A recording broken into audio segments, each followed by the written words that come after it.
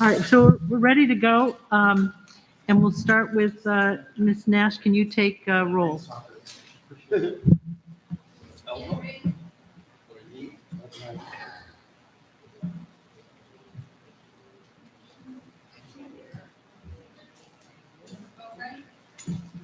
Here. Here. Here. Here.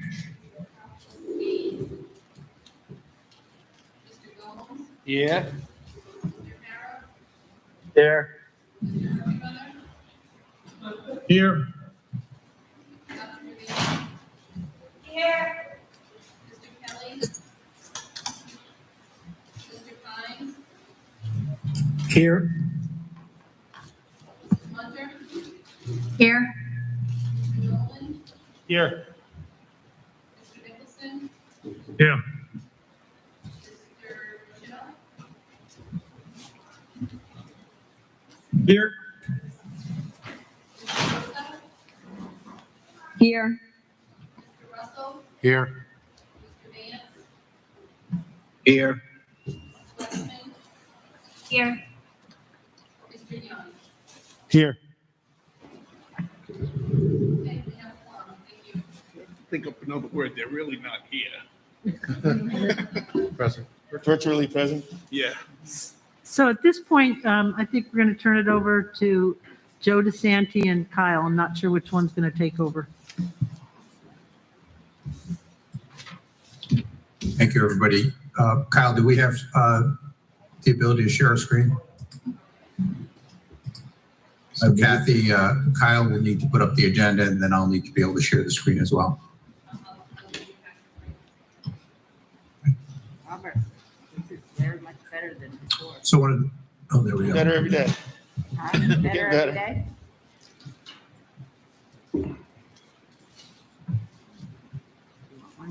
Thank you, Kyle. So one of the first items we had was the stage one application presentation of projects for consideration. So as you all know, we've had some budget struggles with Rogers High School specifically over the last couple of months due to some COVID escalations and just market conditions. Although the project's moving forward, and for the most part, we will get everything we need within the building, there are some critical pieces to the programming that are now put to the side and we're designing them as what we would call alternates. And what I'll do is, Kyle, if you stop sharing, I'll share my screen.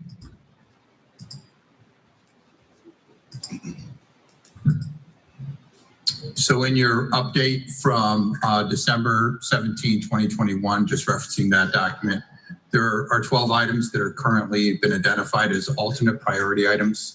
The first 4 or 5 are actually the 7 are really the more critical ones that we are looking at right now to attach to part of a stage 1 application. Although there is a plan in place right now, number 1 is bids come in well and we are able to accept the alternates. Plan B would be the bids don't come in so well, but there is a bond premium potential that the city will see when they sell their bonds.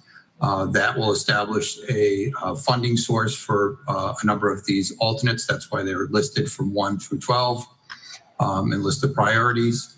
And the city has been gracious to say that we can use some of those proceeds from the sale of bonds to be able to include some of these programs into that. But and also to be a little bit more to plan properly, I guess, we want to make sure that we have another plan in place and to ensure that we are always maximizing reimbursements.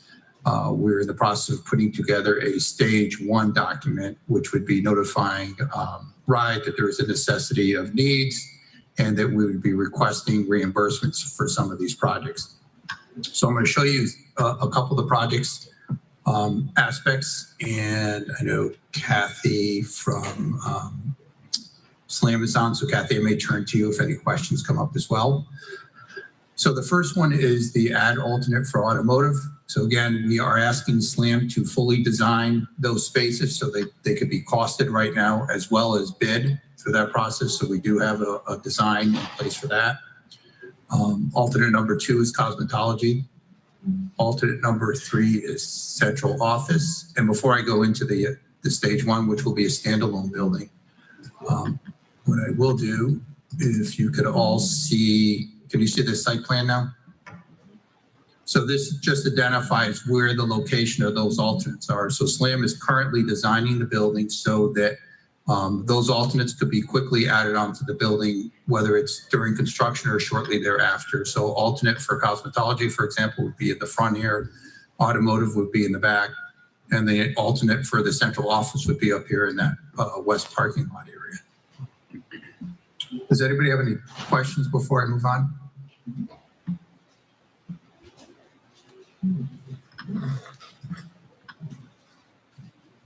Okay, so the stage 1 document, again, is just expressing the need for programming and confirms a commitment that we're going to procure and follow the process. There's a whole checklist. We've gone through this process before that has to be outlined. I'm going to quickly go through the next slide. This just shows the stages of the stage 1. And we're really in the early stages of it right now. The RIDE Stage 1 application is due either on February 15, 2022 or September of 2022. It reflects the vision of the community and the educator, identifies what support educational goals and facility deficiencies. It's perspective and detailed in 13 sections. And the Newport Public Schools and Newport School Committee would have had reviewed it and submit it with their acknowledgement and signing off on it. So if we move forward with the stage 1, this would be one of the first meetings just to review and move forward with it. And the next couple would be the actual approval, which would be happening sometime in February. So a couple of things about the stage 1 application, just to remind everybody. You're not supporting any specific plan except for what we've outlined right now. So things can change. So for example, if for some reason, the bidding goes well and we're able to implement and include some of those alternates, doesn't necessarily mean that we would be looking to ride for all of those alternates at this point. We could always revise it. You're allowing the process to continue. You're allowing continued discussion on how to solve the solutions. You are abiding by the RIDE requirement. So if we don't submit this, we would have to wait until the next deadline, which would be September. And then you would be looking for a 2023 approval on that. So you would be off quite a bit. You're not committing any funds at all right now. And all you're doing is just allowing us to continue the process of looking at what the finances might look like and come up with a better plan, hopefully as the bidding occurs. You are establishing right now a minimum reimbursement of 35% because that's what Newport's entitled to now. And none of the, and including the 15% for bonuses and incentives, which could be as high as 17.5%. But 2 of those bonuses are sunsetting at the end of this year or at, I think in May. So we would be capturing that as well. And the biggest thing is you can withdraw this stage 1 application at any time. So again, this is just a safeguard. So if plan A and plan B don't work, that we always have this as a backup plan as well. So what it will include, we did initially look at some other projects, Pell and Thompson, but we'll talk about Rogers specifically. The automotive, the cosmetology, central office, the west parking lot, the hammer throw, and the practice field are some of the more critical ones. We had anticipated including stage 1 items for security and fire doors at Pell, which is part of the existing building. I did have a conversation earlier this afternoon with RIDE, explained what we're planning on doing. And they said that we would not need to submit a separate stage 1 for that we could do a health and safety certificate, which is a 2-page form that we could fill out. We would get an architect or an engineer to sign off on that, saying there is a need and there is a safety issue with that. We would submit that and we could request up to $499,000, and we're significantly less than that. And additionally, as we continue to look at some of the other schools and to see what needs might be if we're going to issue a stage one. We had talked about Thompson, where a new boiler was installed a couple of years ago, but there is an older boiler there that we wanted to look at and potentially add that, as well as the paving and the safety and accessibility items in the back, which is something that is being planned right now. I did have a very specific discussion again with RIDE this afternoon about those projects, and they provided me with the same guidance that we would be able to issue a health and safety certificate. It would not have to follow the stage one guideline, which is much easier process for us to be able to do. So these two probably will not be in the stage one unless we submit the health and safety and some other questions come up. So the recommendation is to authorize Newport Public Schools to work with the School Building Committee, the City of Newport, and Downs Construction to prepare the Stage 1 application for submission on February 15th, 2022. So we would continue to work and provide a draft for this committee in early February to be able to review and approve and then send to the school committee for formal approval as well. Does anybody have any questions or comments? Joe, are you looking for an action item on that? Yeah, I think what we want to know is the building committee supports this and that we can move forward with preparing that stage one document. It is not a formal recommendation to submit to stage one. It's just a matter of an acknowledgement that we will be working on it, and this will be our plan C, I guess, at this point.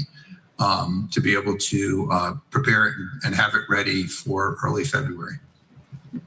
Do I hear someone who'd like to make that motion? I'll make a motion to move forward with preparing the stage one application. Do I hear a second? Second. Okay, second, Mr. Gomes made the motion and Brian Russell seconded it. So is there any discussion? Kathy, you'll always help me out here if you see a hand raised, okay? I don't think that I can see him. Or somebody just speak out maybe. But, okay, not hearing any discussion, we'll take a vote. I think we're going to probably have to go through and do a roll call vote on this.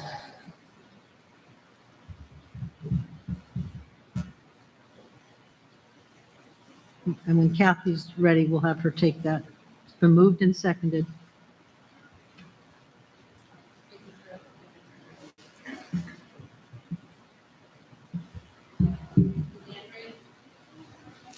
Candace, yes or no? Yes. Okay. Yes. Coleman, Yes. Boga, Yes. Stephanie, Yes. James, Mr. Gomes, Yes. Mr. Carroll, Yes. Mr. Rickenfeller, Yes. Dr. Bain, yes.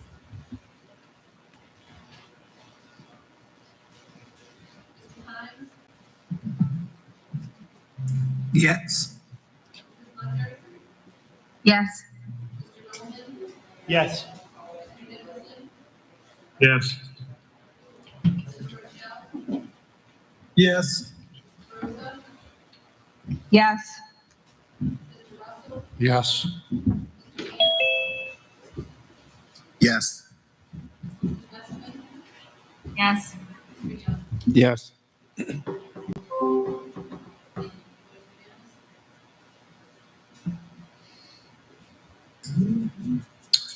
Seeing that there's no other questions, I'll turn it back to Kyle.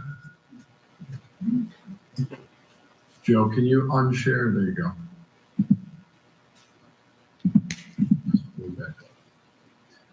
All right. We'll run through the regular agenda here. So Kyle and Tini, Downs Construction speaking. Starting off with Pell, we've got our OAC meetings, which continue on Wednesdays. Right now, our furniture options and the floor plan layouts have been chosen for the addition. And Studio Jade's putting together the bid documents right now, and then we'll be out to bid for about 3 weeks to those vendors. The plan right now is to review that pricing and place an order in the first or second week of February. So that's moving along nicely at this point. Our retro commissioning, so the work is completed at Pell. National Grid has done a review over at Thompson and identified the energy conservation measures similar to what happened at Pell in regards to inputting those holidays in the building management system so the units aren't running at full capacity when the building's not at full capacity, as well as they identified there's a rooftop unit at Pell, at Thompson, which actually isn't connected to the building management system. So that unit's been constantly running. So part of this process is going to be reconnecting that into the building management system as part of that scope of work. And again, those incentives that were being offered by National Grid are more than the cost of the work. So this ends up being no cost for Newport Public Schools. So between Pell, Rogers, and Thompson so far, all that work has been done with no cost to Newport. It's all been covered by National Grid.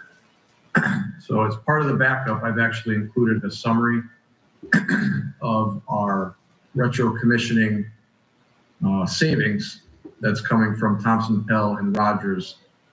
So these tables here summarize each school, and overall, the total anticipated savings on an annual basis is about $61,000. So after this is all implemented over at Thompson, all this work will have been done. Rogers is complete, Pell is complete. Thompson is the only one remaining. We're working on scheduling that right now.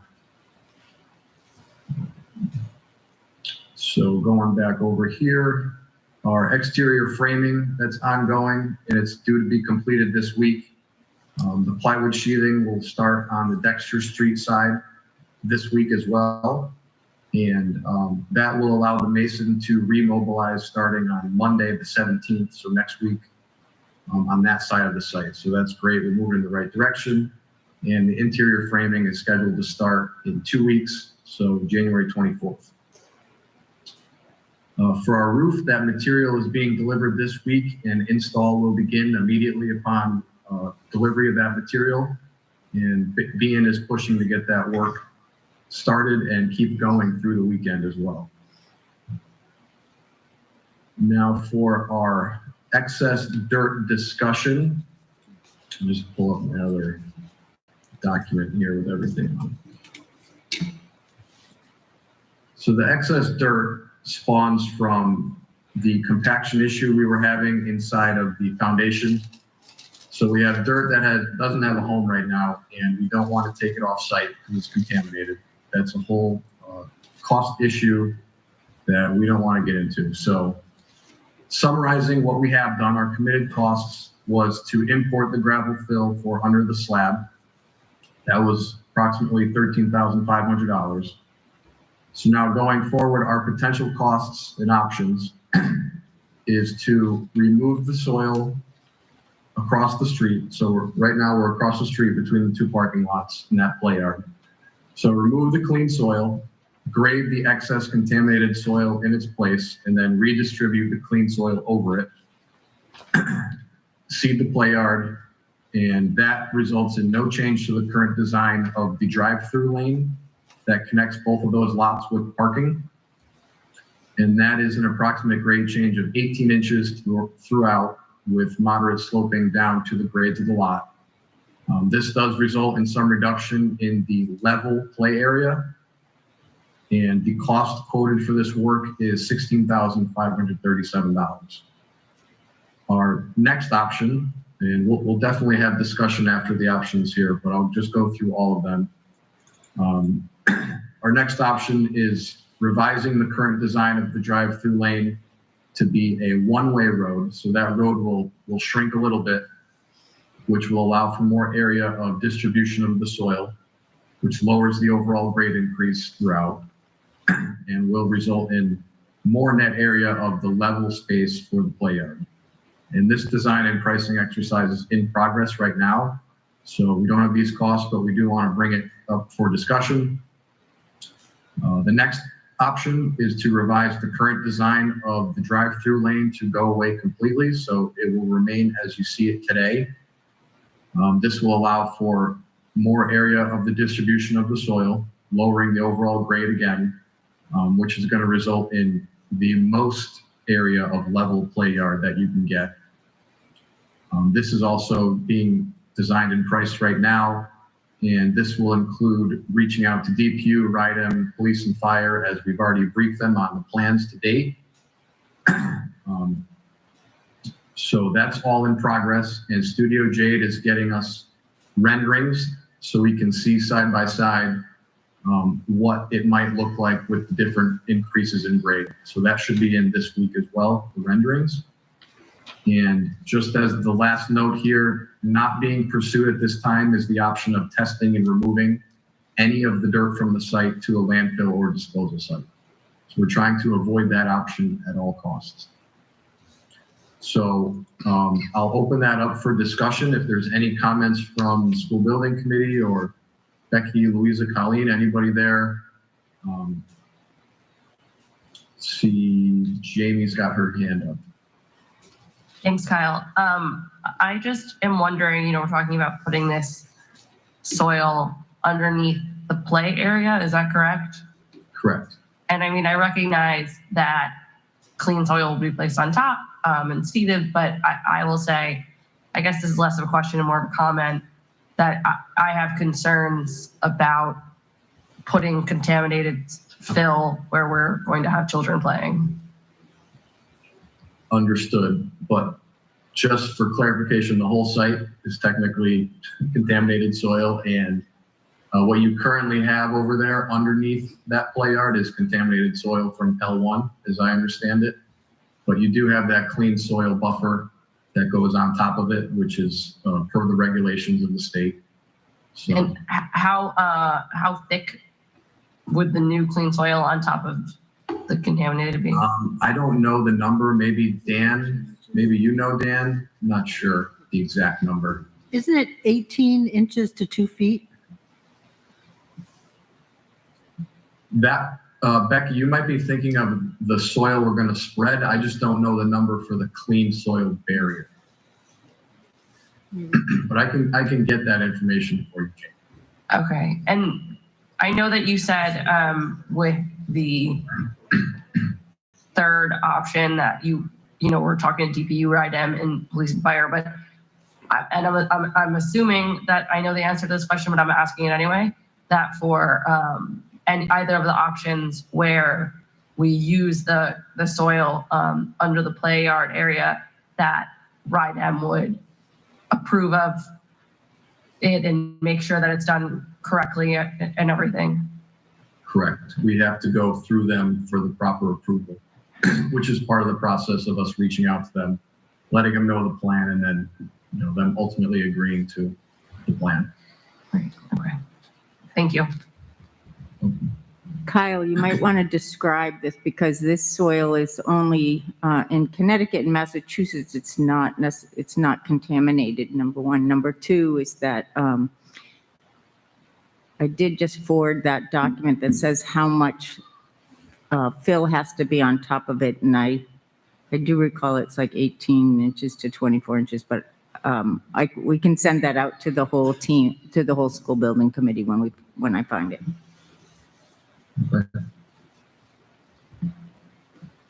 I see Tracy Westman has her hand up as well. Yeah, I just wanted to clarify the number 2. So are you talking about the drive-through lane right now where we have the buses? It would just be smaller? No, this is for the new design. So the new road that would be connecting. I see. Because where that lane is right there, right now we're able to fit 2 buses side by side. So I mean, even you could make that, like, shrink that down to 1 lane, but that give you more space. We don't need that big of a lane there because it only goes. And I think the way you designed the new parent drop off, if I'm correct, they're only going to go 1 way. They're not going to go 2. So you could actually make that smaller. Yeah, I don't think we would touch the existing condition because that's going to be costly. The fact that we haven't built this yet is why we're looking at it. Okay. But just for clarification, this road up top here is the one we're talking about, the new one.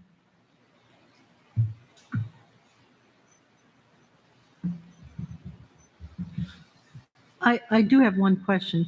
So I think I read that 30% of it would be removed, or would be 30% smaller in the back there if we built the 2-lane road. Has it been taken under consideration that that material would have to be spread on top also? Or what were we planning to do with that material that we were digging up? Yes, the material that you would be removing for the road is in these calculations.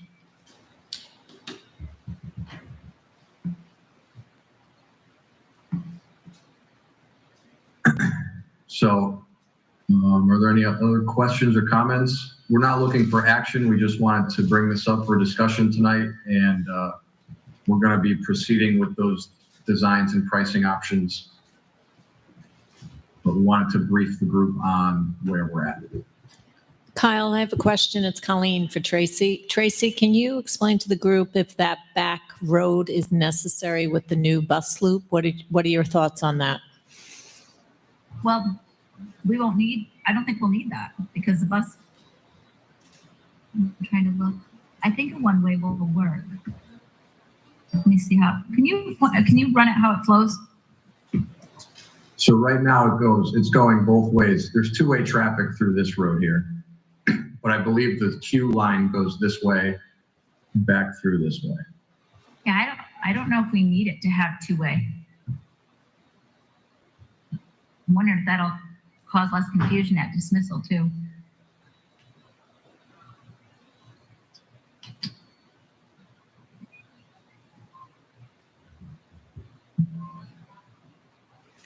Tracy, again, on this, it was initially put in because with COVID, there was such a huge long line of parents because they couldn't even come on the bus, and it was much fewer kids who could when the buses started. So I guess in normal circumstances today, so we're partially COVID, but the rationale was to get them off of Hillside, and it was even backed up onto the main drag over there. So is that still happening? Well, and pre-COVID, we didn't have as many people dropping off. You know, more people rode the bus. I mean, it's ridiculous now because everybody's dropping off and picking up, you know? So.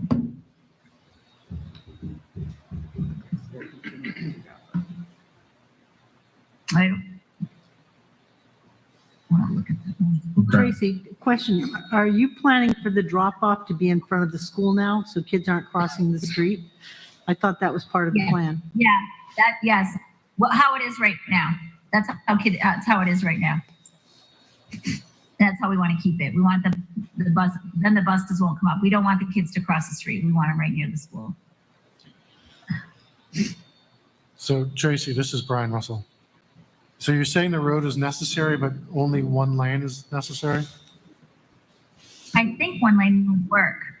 I think it would. It's like it's hard to say because I don't know what the traffic's going to be like non-COVID, you know. But I think we could make that work.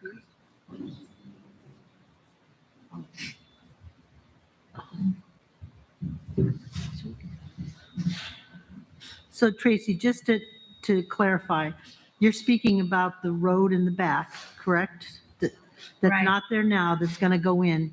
You Right. are thinking right now that it should be 1 lane, 2 lanes, or not even there? I think it should be 1 lane. I mean, I think that'll cause less of if it's like a one-way, I think it'll cause. We lost Tracy. We'll never know. Might have lost her. One way does seem like a less Okay. mess. So we'll keep that in mind. Again, we're going to go through the pricing and design exercise here for the options, and we will have more information to share with the group, presumably by our next school building committee meeting.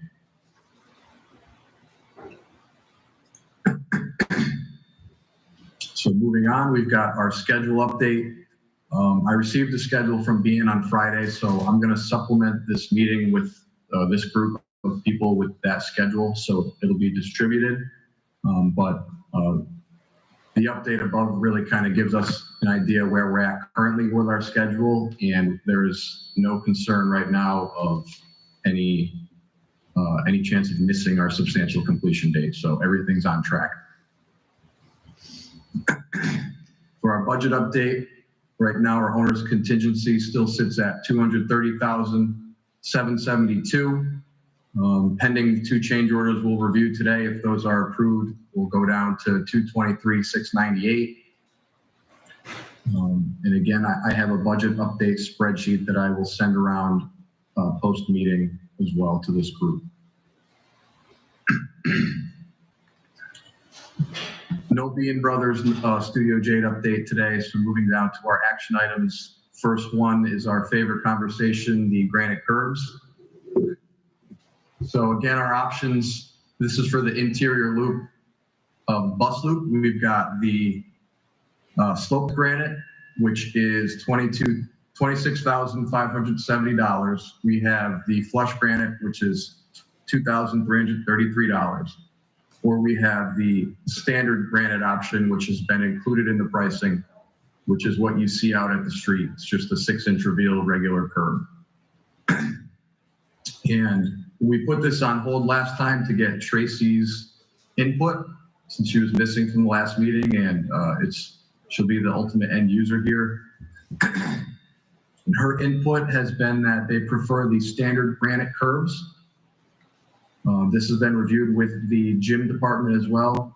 They prefer this to keep the buses out of the play yard, to keep them away from any damage to the grass or the irrigation system that'll be in there, as well as when the kids are using that as, let's say, a track or a loop during the day, say they're on bikes, the curbs will keep them on the pavement off the play yard from riding into other kids, etc. So Tracy, if I missed anything, please add on to that. But otherwise, I think we're at a point we want to have a vote on this again tonight and move it forward one way or another.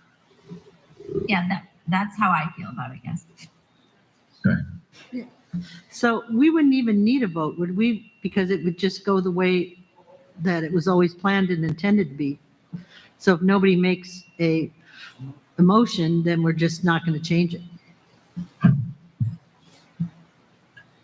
It's fine with me.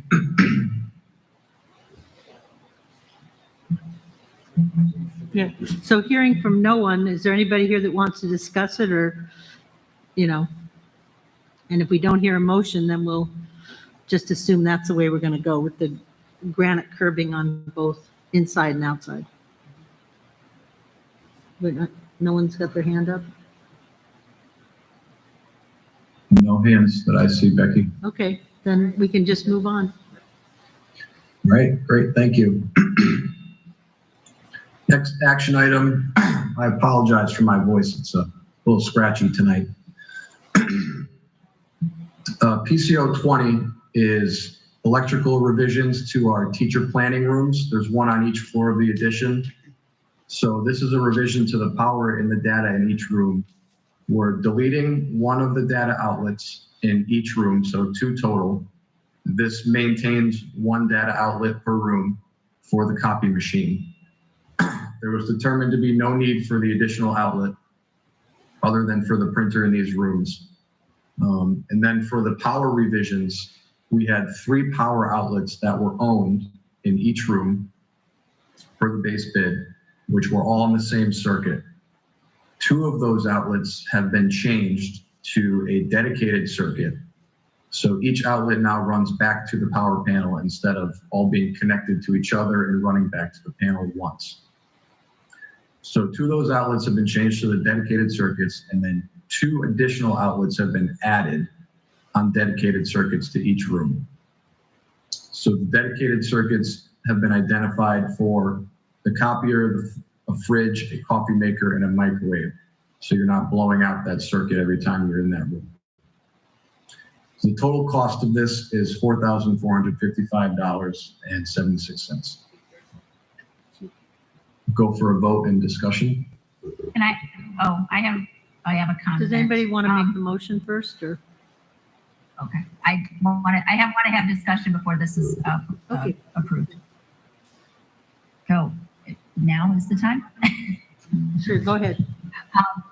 I met with my admin team once we got the final drawings. We started placing our staff, for next year in the building. And then I had some conversation with some of the teachers that are going to be moving into that wing, the third grade teachers. And we feel like the teachers planning area, we need that definitely on the first floor because that could be shared by the teachers on the second and the first. But the teacher planning on the second floor, we feel that would be better serviced as like a learning room, as a learning place, like a small group room. But you should remember that by putting in that electricity, in the possibility that, a few years from now, you determine it should be a teacher planning room, it'll be all set up. So it's kind of a plan B in preparing for it, because it would be very costly to put that in late or almost impossible. Okay, yeah, I just wanted to bring that up because that room would probably need a phone line. That's why I didn't know if there was a difference in cost and stuff. Well, but it should have a phone line either way, I guess. So Tracy, also I want to ask, so it wouldn't really have a copier in there either, is that right? So no copier, you'd be able to truly make that into a workspace with students, is that right? Yeah, it would look basically like, or however, I don't know how big it is, but one of our small group rooms. We just have as we went through and placed staff because we added a whole bunch of additional staff, translators, et cetera, we found out the need for a small group room would be better than a teacher workroom because, and we're actually adding, when we do the modifications to the original third grade hallway down at the end, we're actually adding a teacher room there. So there'll be a teacher room there and then there'll be a teacher room further down. So that we're still adding two, it just won't be on that floor. And there's a teacher room on that floor, it's just further down and we think it could accommodate all the teachers on the floor. So. I also do want to remind you that the entrance to the staff bathroom will be inside that small room. We changed the entrance. So that might be a problem. Yeah. So that's why, I would suggest keeping that electricity, the additional electricity. But. Well, I was going to make a motion and we'll see if people change it, but I think from what you're saying, Tracy, is that there's an ample amount, like you wouldn't need to have a copier upstairs if you have one right downstairs. So I would say what we want to do is cut it in half and have one as a teacher lounge and one as not. And so you don't have that counter and even some of the other things that are in that room. So have it partial with a workroom with the bathroom so teachers could go in there. Is that what you're saying? And then the other part would be a space? People would still have to go in to use the bathroom as a teacher, but have one as the teacher workroom and the other as an educational space.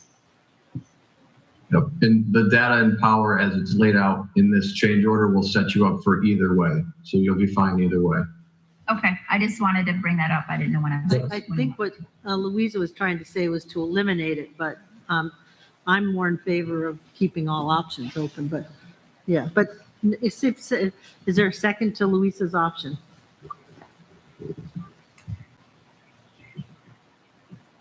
Okay. So I'm saying to only put the power in the first floor, not in the second floor, which would save us some money. It's about $2,000 probably there, but it just seems to me that it's overkill. But so I'm just going along with what Tracy has said, saying just to put the electricity in the first floor. So if there's a second, so be it. If not, that's fine.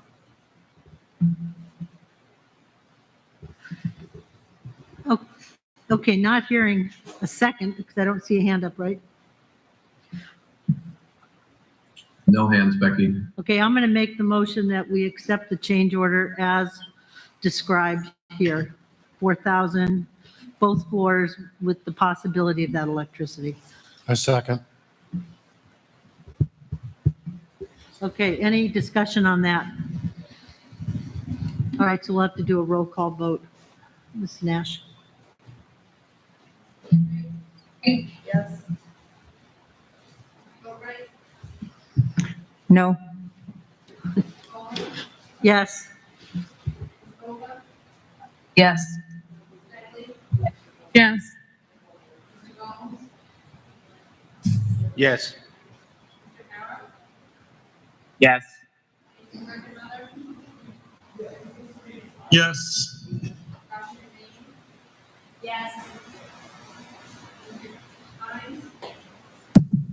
Yes. Yes. Yes. Yes.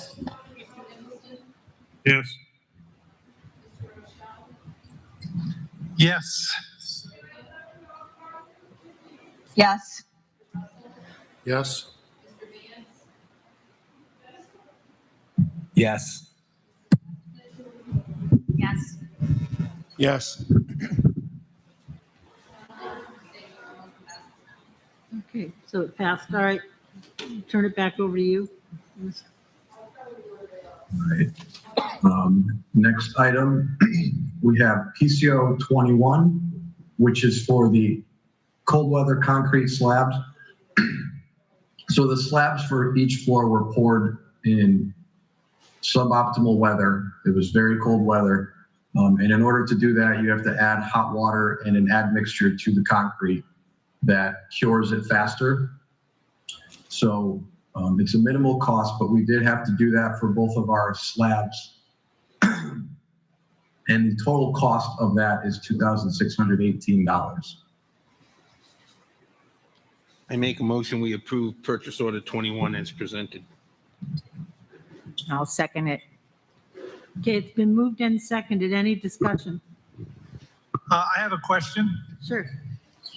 Based on our schedule, was this not anticipated?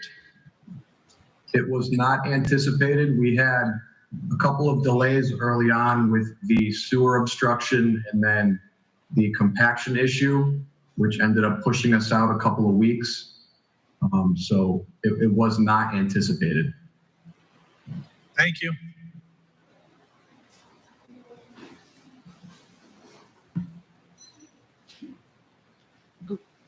Okay, so hearing no other discussion, would you like to take a roll call vote?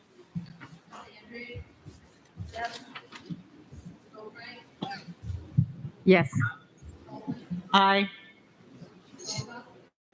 Yes. Yes. Yes. Yes. Yes.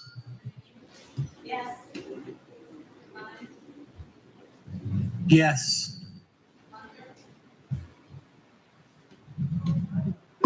Yes. Yes. Yes.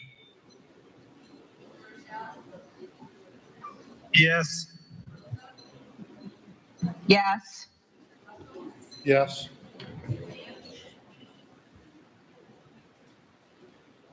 Yes. Yes. Yes.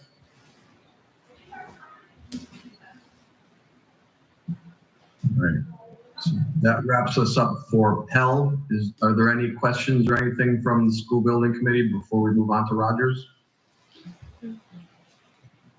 The only thing I want to bring up, when we were having discussions about the dirt, one of the things we had talked about was if we changed our idea, having to go back to permitting. And I just wanted, since we're in this discussion, bring up, maybe Joe and Kyle, you could bring that up, and maybe some of the other people in this group would have more knowledge than our team on that issue. Yeah, meaning Dr. Jermaine, Becky Bowen, and I. Thank you. Joe DeSanti, you were the one who really brought up some of the issues about permitting. Yeah, so one of the things would happen is we'd have to go back to the entities that originally approved the plan and just submit a revised plan. We do have a drainage structure back in that corner as well.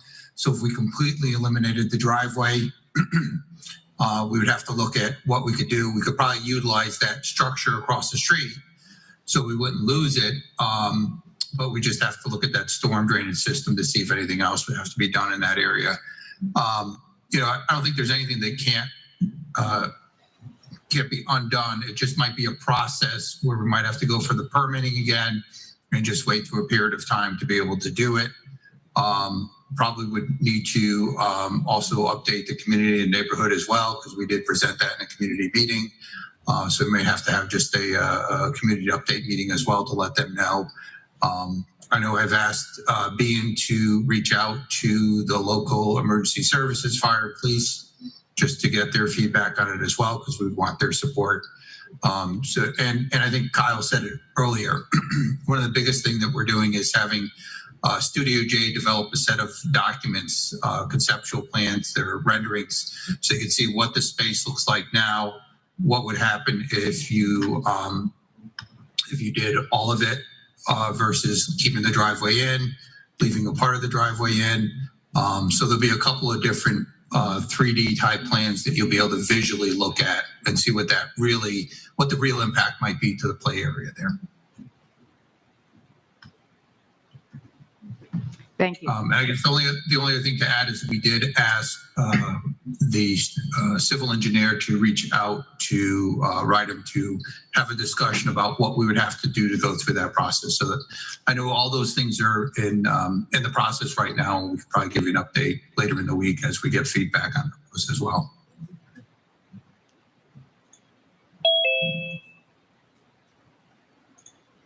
Okay. All right, anything else for Pell? Looks like we're good. All right, moving on to Rogers High School. So our pre-construction and team meetings are continuing on a weekly basis, typically meeting more than once per week at this point. There's a lot going on with our schematic design, that process, and answering questions that come up, providing any information back and forth between the design team and the owner group. And SLAM will be giving us an update later on here with their presentation tonight. Over the holiday break, Fuss and O'Neill was on site doing their hazardous materials testing throughout the existing building. That's going to help determine the contractor's scope for demolition and abatement. So we did have a question earlier, Kathy, about the gym floor. So just reminding you again, we're looking to get that ahead of time before everything else to see if we have any chance at selling parts of that floor. I was told we may know that as early as this week. Those samples had already been sent out to the lab. Perfect, thank you. For our neighborhood and community meetings, right now there's none scheduled. Sorry, Kyle, one other, Yeah. I got a couple calls on what's happening this Thursday, the PARS meeting. Kathy, could you explain just what that meeting is for on the site meeting? I'm sorry, did you ask Kyle to explain or me? I asked Kathy, you. Okay, thank you. Sorry, I wasn't sure. Yes, absolutely. I can let you know what's going on. So this is an informational meeting. It's to allow the public to come and essentially let our design team, so Tim Thies from PAR, our environmental engineer, will be there. He will stay for the entire hour, whether anybody shows up or not, because that's part of the requirements of the meeting. But he's really there to find out if anybody remembers anything over time. Hey, I remember one day, they were digging holes and throwing trash cans into the ground over there near those trees. So that will give information to the team that's going to be going out on site and doing their environmental testing. And they might, go look near those trees if they hadn't already known of that information from all of the materials that they've been able to go through in public documents. So oftentimes Tim tells us he doesn't have anybody that shows up at these meetings. And sometimes he has, some people that remember something and want to come in and make sure that the team knows about it. So that's Thursday evening in the NACTEC building. It's a public meeting. It's open to anybody. He doesn't have any presentation materials like what you see from us. it's all just a bunch of site pictures from over the years of the things that some of the things that they have found that they will specifically be looking for. Thank you. Perfect. I did have that on the agenda later, so that's great. Thank you, Kathy. We'll have to do that one. Our neighborhood and community meetings, right now we don't have them scheduled, but going forward, we will certainly be having more of them as we continue through the design process. Keeping in mind our schematic design approval is looking to be approved by the school building committee on January 24th, which is our next meeting. So other possible additional funding sources, we are continuing to explore what options we have. And on January 24th, right now, we do have a meeting set up that is being hosted by the Van Buren Foundation, where Newport Public Schools, SLAM, and Downs will be providing a project update to potential funders to the project. We did have one of these meetings prior with the original schematic design, so this is kind of a follow-up / reset with our revised design here as we move forward. Schematic design package. So again, January 24th, our next meeting with this group, we'll be looking for that approval to submit to RIDE, the schematic design package. And then for F, the public meeting, we had just gone through that with Kathy. As a reminder, that is this Thursday at 5:30 in the NACTech building. So for our schedule update, we'll be completing our schematic design by the end of January, completing the design development by the end of April, and completing the construction documents by mid-September.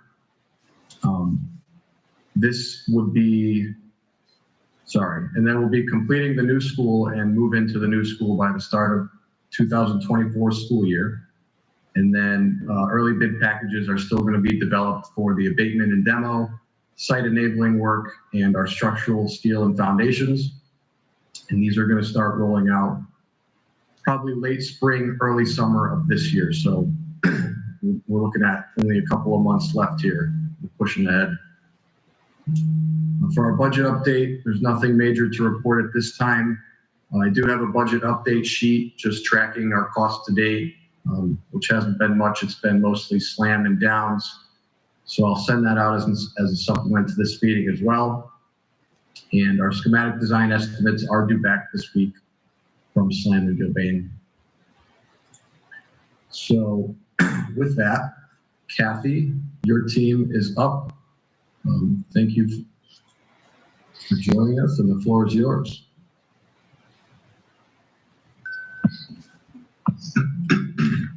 Thank you. Sorry, I was trying to unmute and I hit something that didn't look at all right. So Happy New Year, everybody. It seems like New Year's was a long time away from now, given everything that's been going on since New Year's. But our team's been moving forward.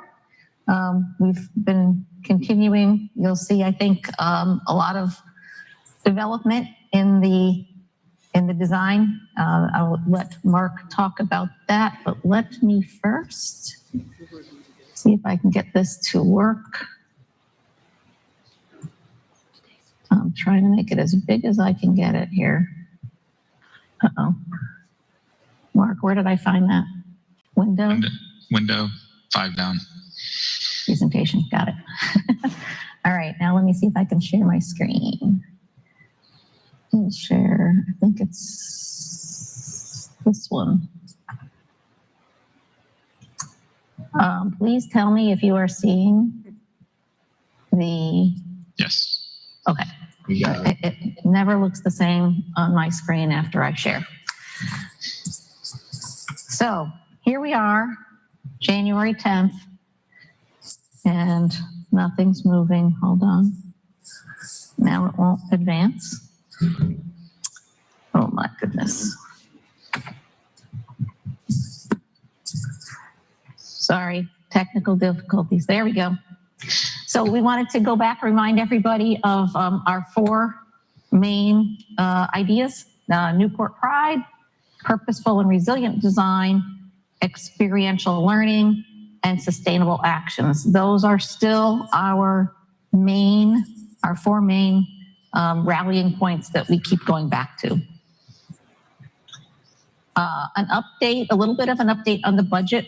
So when we met last week, or not last week, but last month, and we talked about air conditioning, and the decision was to make sure that there was a fully air conditioned building.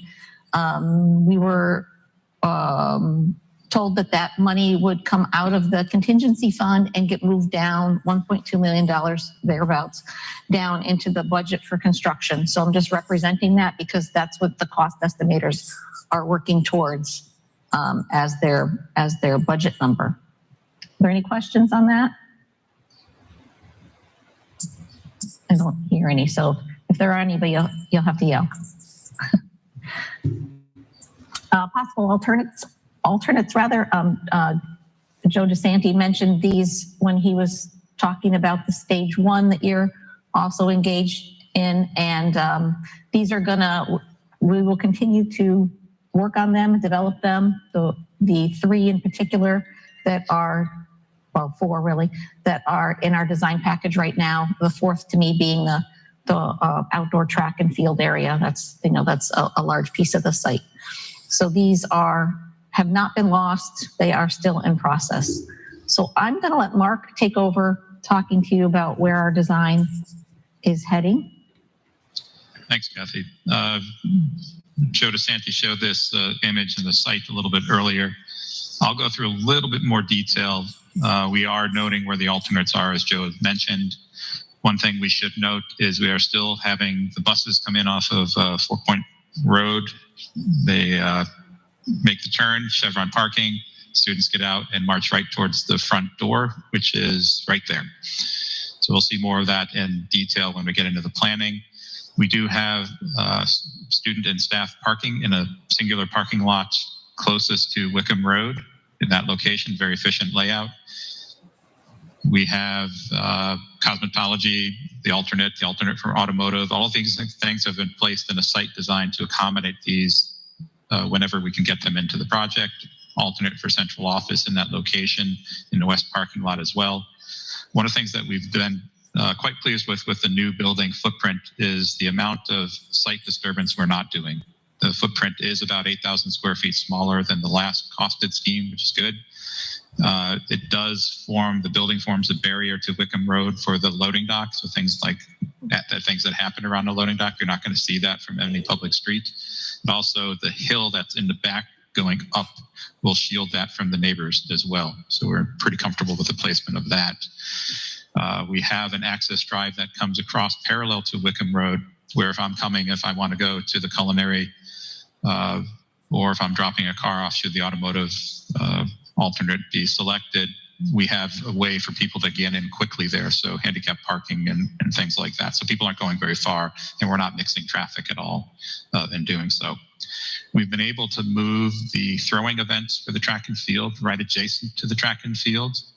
So that's a great proximity to have those. So as events are going on, should that alternate be taking, everything is consolidated in its footprint. We've also been working with all of the alternates to figure out how to make them cost efficient like the rest of the building, so it is not a bigger burden. So there's a better chance of getting them. So we've been working hard in the background with that as well. You'll see a bunch of little dotted kidney-shaped things that look like little beans on the site. Those are areas that we have the ability to get water retention on the site and surface. If we do take the alternate for the track and field, there will be some detention underground there just for the track and field to cover that.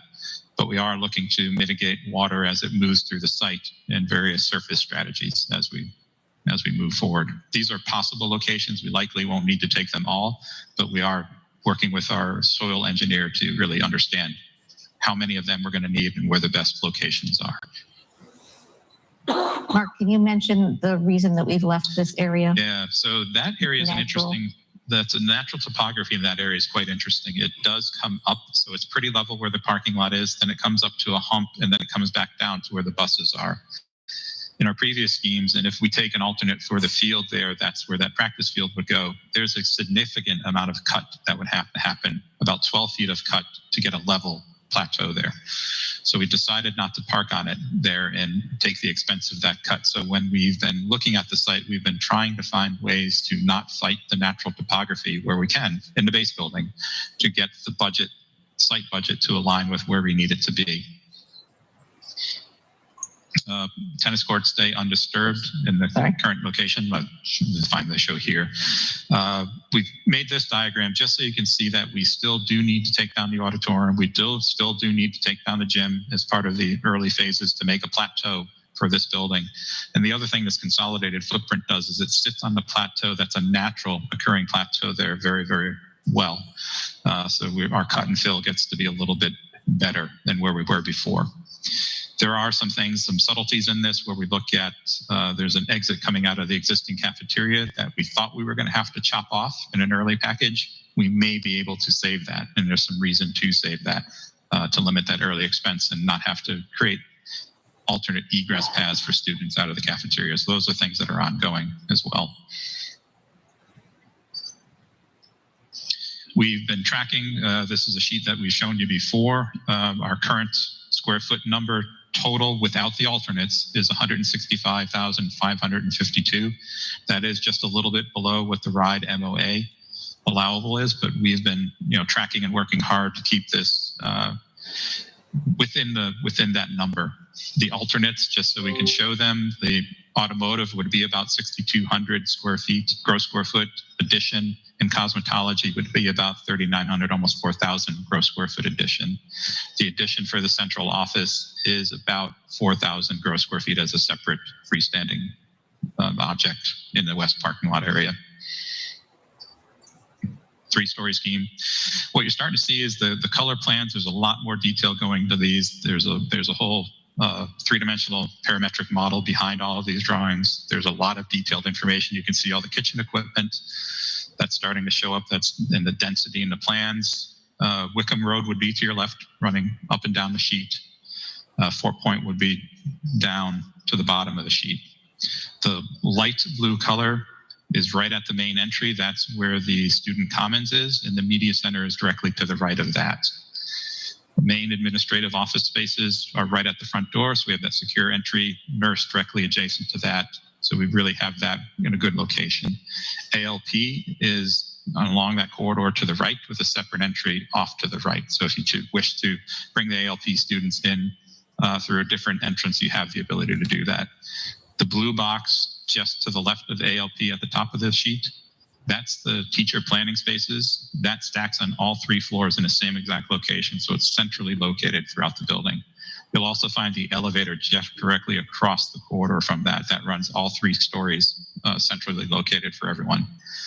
There is a main, what we'll call a main stair, that is a quasi-open stair that allows you to get from the first floor to the second floor.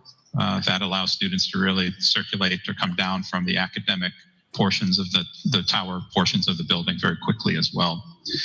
The main kitchen for serving food to the cafeteria or the student commons throughout the day is in that location with an entry directly off of the commons. That also has a great proximity to the loading dock. So what you're going to see is the darker light blue color for, I'm not even sure what to call that color, but it's kind of an aqua blue. Directly to the left of that, in the gray space, is all of the support spaces for trash and recycling coming in and out, receiving materials into the building, custodial spaces. There's a large mechanical room there as well. All of that is directly right next to the main kitchen, so it's a very short path for things to go. We've been having some meetings with Jared and Candace and Robert and Jody and others on the administrative team to figure out how we're going to utilize and make sure that we have key adjacencies figured out. One of those that came up was the bright yellow spaces right to the left that have access to daylight to the outside are a pot of special ed spaces. We have life skills classroom, life skills apartment, transitions classroom, and an autism classroom, which can be used for special ed, but also shared by others in the building. There's entrances from both in the suite and outside of the suite. And those systems of spaces work really well together, and we're sharing much of the amenities between them. So I think we're excited about that as well. The big purple space in the middle is subdividable theater space. It's a black box theater with a wall that comes up and down in the middle, band room to the left, chorus room to the right, support spaces for the band room to the left of that. You see those purple spaces, that whether that's storage or ensemble room or some practice rooms. We're working through that. We have a large bank of bathrooms directly moving to the bottom of the page from that, with unisex or single use restrooms in between. Those are really the public restrooms and for event day. So if I'm going to a show in the Black Box Theater, I can use those restrooms. If I'm going to a game, whether it's volleyball or basketball in the gym, I can use those restrooms. There are doors directly to the left of those that close those off. So you have sort of back house things for student athletes and folks that are musicians that are prepping to go on and perform or play in the gym. And you have your public interface, which really starts at the commons, the student commons over. So we've kind of separated those out very, very nicely. The pathways continue. Those corridors that run east-west through the building are pretty elegantly placed. So you're seeing a lot more green to the left of the gym. We have locker rooms that are both identical, whether it's boys or girls, they are fit out exactly the same. So there's parity in the locker rooms. All the training rooms and everything associated with them worked out really well. There's a green classroom just to the left of the green, furthermost green. That is a health classroom that is really highly utilized by everyone. There's a lot of sections of health that we have to teach and find space for in this building. To the left of that, we have the culinary arts. So patrons are coming in to the top, and there's a very nicely laid out kitchen, very efficient kitchen space there. All the locker rooms, academic support spaces in relationship to those point of sale office spaces all worked out really, really well, as well as bathrooms for the patrons within the restaurant proper. So nobody's getting outside of that sort of restaurant zone for serving. Going just to the north of that, we have the junior ROTC spaces, their classroom, their amenity spaces that they need. Then going to the north of that, we have construction technology with a shared classroom that if the automotive option is selected, they share that classroom with them. So this is the diagram without the alternates. We'll show you three-dimensionally how that looks with the cut through the building in the next slide, and then we'll show you how the alternates are placed. So this just shows you the 93,000 square foot first floor footprint, how a lot of the spaces, are starting to lay out. You have the main doors that come in. You can see the seating and lounge area, the black box theater that opens directly to that, the gymnasium, which has direct access to that. So the public is moving in and out of the facility for after hours events in a very easy manner. The media center, as we've been discussed with Jared and his team, as that sort of open, barrier-free to the seating and lounge, that sort of idea of a Barnes and Noble type space. We're really working to develop that.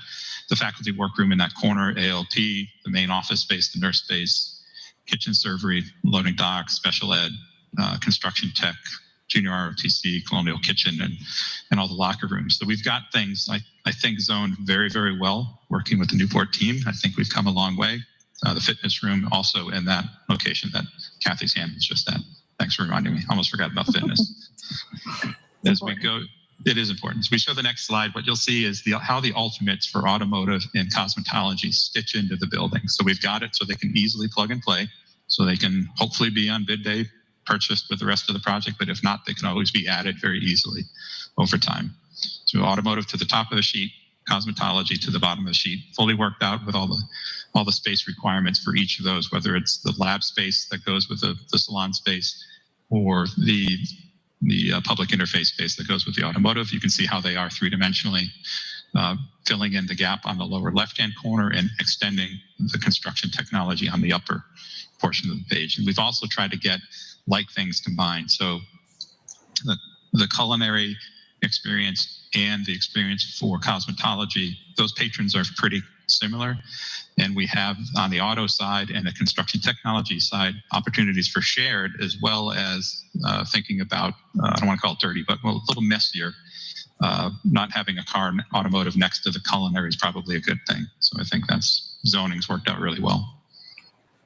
Going up to the second floor, we start to see the L-shaped footprint of the academic tower with colors mixed up as we have been talking about it. So we have the 9th grade academy on the bar to the right. We have that overlooks the space below. So those classrooms have glass in it that overlook the commons below.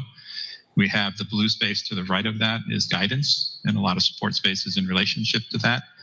We have ELD classroom up in the upper right-hand corner, that teacher workspace in the left corner as well. Coming across the bridge, there's that stair that goes to the downstairs. We have added media design in this location. We've developed the idea of the floor captains. We have a blue administrative space there with oversight of that floor. Great breakout spaces outside of those classrooms with visual acuity. So students can be outside with teachers really having an idea of what's going on. The orange boxes of the STEM labs in those locations, some breakout space for special ed and classrooms that finish up that floor.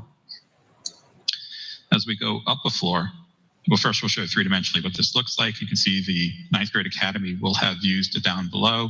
There's that bridge that does come across literally with the stair as we're developing it. Faculty workroom in that corner that's directly above the one below. Guidance office in a great location. 9th grade academy, and working with Amy and Jared and others, we've kind of come up with the way people are going to interact with these spaces, the way a 9th grader might want to interact with guidance and really build success for their future. It makes a lot of sense with how we're laying this out. Outside of all these classroom spaces, we do have those gathering spaces for collaborative learning for students with direct visual acuity. STEM labs, add media design classrooms.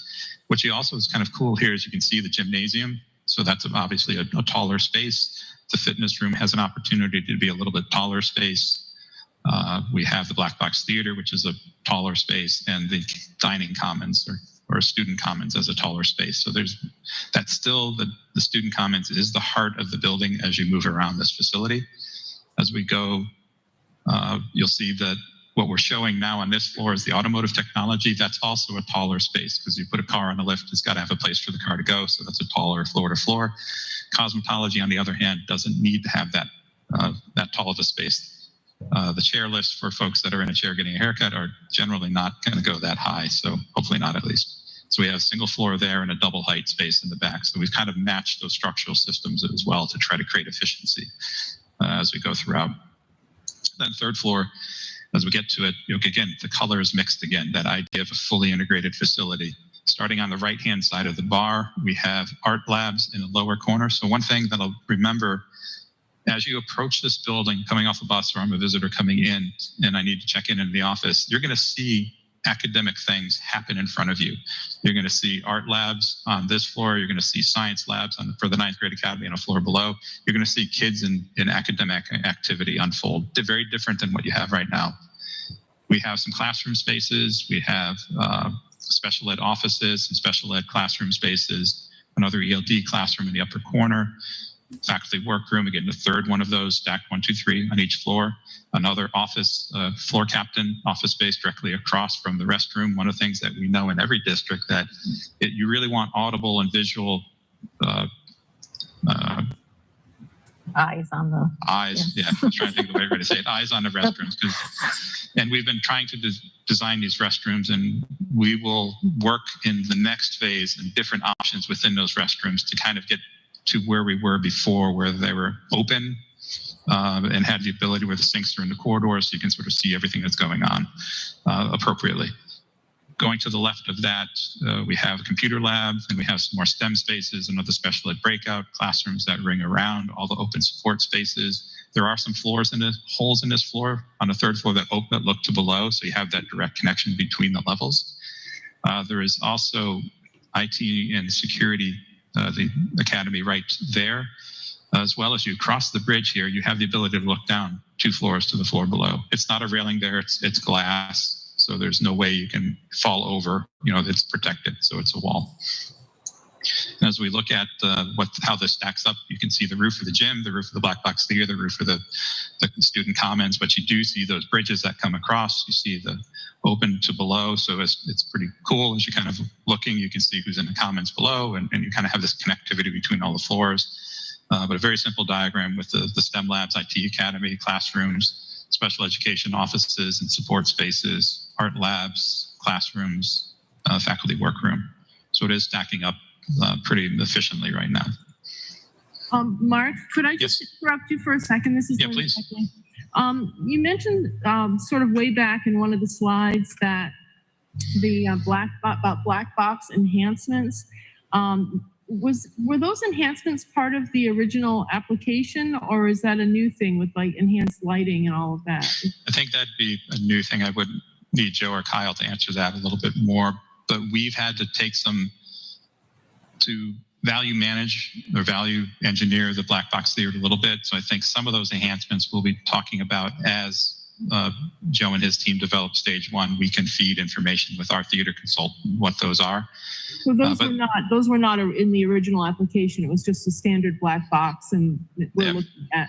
Okay, that's what I needed to know. Thank you. Yeah. Oh, you're welcome. You're welcome. Kendra has a question too, but she's not able to raise her hand. Mark, could you go back to the slide that's the color-coded third floor, please? Sure. The question. This one? Are they STEM labs or special education? Because there it says, but on the color code to the right, it says special ed. Orange. Should be Oh, STEM labs. Yeah. Sorry, Yeah, I'm those just wanted to make sure which one that was. Yeah, I think the color, we got to correct. And then the color. yellow, because then the yellow says special ed resource.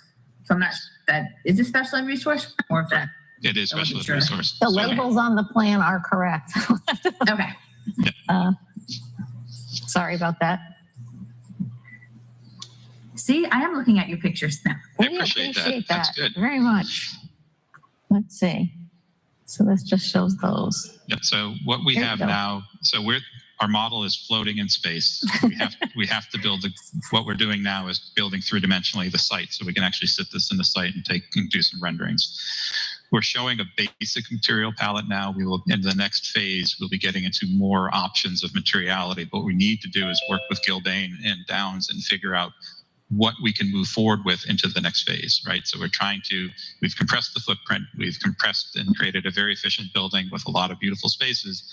Now we have to figure out what can we afford to move forward with from material palette, because I don't want to show material X on the gym and then be told that we can't afford it. So I'm working with basic color palettes of masonry and different simple materials, and then we can expand upon that as we learn more.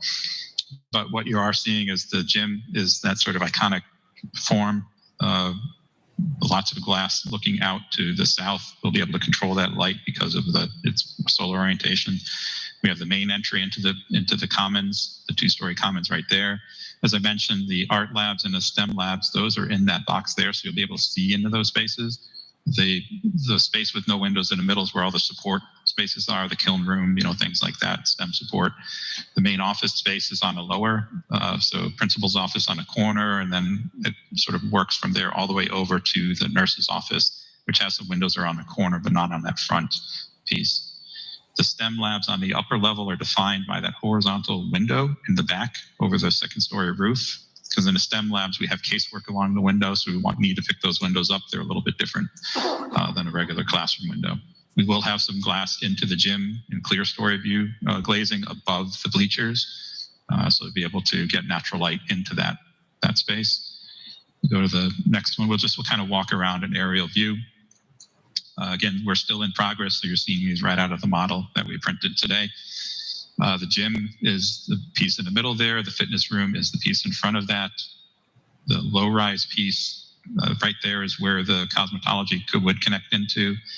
Culinary arts, the kitchen space right there. Again, we can't have floor-to-ceiling glass in the kitchen because there's a lot of equipment along that wall, but we will have clear story glazings, again, so you're getting natural light above. The dining area will have glazing as well, so folks know where they're going to, and we'll work on sort of branding around that as well. Construction technology is over to the left. That's that box there that has a little taller ceiling, so you could build things in there. Big garage door to be able to bring things out as well. And you're seeing the black box theater. Still working on that mass there, but that is a 2-story space that is devoid of natural light. We're looking at, whether we can bring some natural light into that and control it. We've done it in other facilities because the band room is going to be a band room. It's a teaching space. The core room is going to be a core room. Teaching space needs to convert to the black box functions when necessary. So we're working through that. We have to screen all the mechanical equipment on the roof. So again, the neighbors don't see it. So you're seeing a little bit of building screens show up right now. The color palette does show multiple masonry colors, a panel of fiber cement or cementitious siding panel on a lower rise piece, cast stone and other places. Again, we're working with a palette that we've tried to describe to Gilbane and our third-party cost estimator to be able to give us options to be able to work through with you that as we get into that next phase and understand the cost of this, we can really hone the design. Go around to the next one as we kind of come back around. You can see the 3-story L shape. This is the Bart Wickham Road is right out in front of us right here. Construction technology is right there with the garage door. Automotive would be added directly adjacent to that. It would be coming off the screen. You can see the classroom windows. There's about 12 feet of linear feet of window in each classroom, so all classrooms are treated the same. The stack of teacher workrooms in that corner right there. Yep. And if we go to the next one, you'll see the stairs. All the stairs are daylit with a good amount of glass. So as students move throughout the building, they are seeing the outside. You can see the water in some of the views. You can see the natural landscape in others or the neighborhoods beyond. So again, we're building the site right now because there is no site. And this, it just sits in a plateau. But I think that's, we wanted to give you an update of where we are, where we're going, what's being costed, and what our next steps are. So loading dock, just to help you orient you a little bit more, loading dock area would end up right over here. So on the site plan, we saw things that would drive around to this back side. So this is looking towards the woods. And we showed you charcoal color brick. We showed you red, tan or beigey brick. And now I'm showing you red brick just to mix it up. We're going to be looking at all of that as we get moving forward with this. And our last slide was just our schedule, which Kyle has gone over already. Here we are today in January, and here's our, this is a milestone date for us, that January 24th. So we hope this has been informative, and we hope that you see we've been making a lot of progress. We're pretty happy with where we're headed. And if there's more questions, we're certainly open to more questions, and I'll look at a picture that's more interesting than looking at the schedule.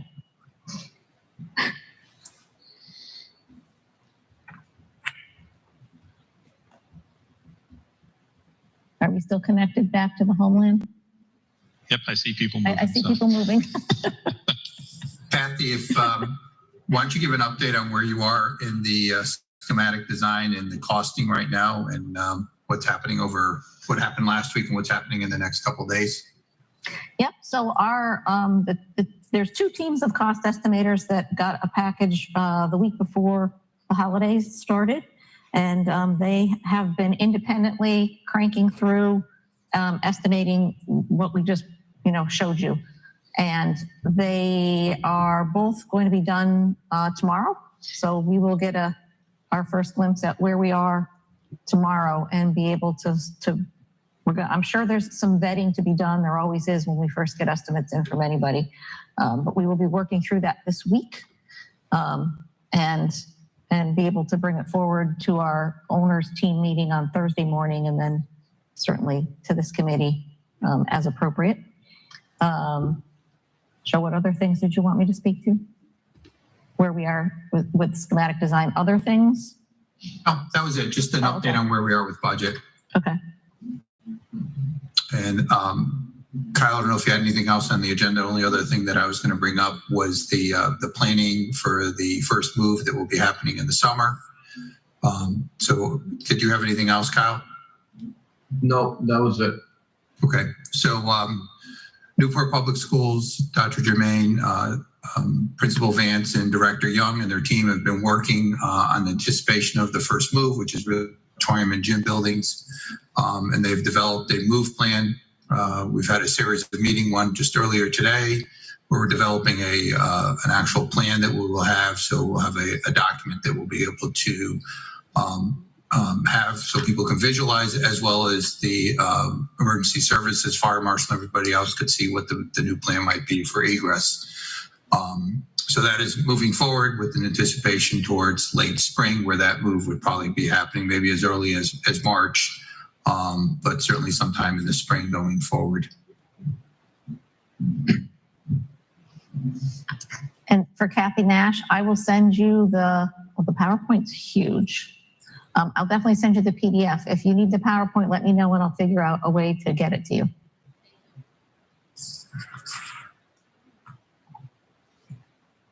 Are there any other questions from the committee or anybody watching?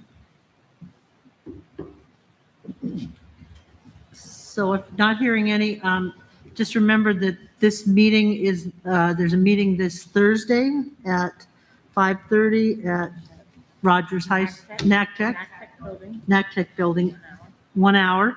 And next meeting is the 24th at 5:30 here. What's that? That's a big one. We're going to be voting on sending this. We really can use everybody to be here. And I think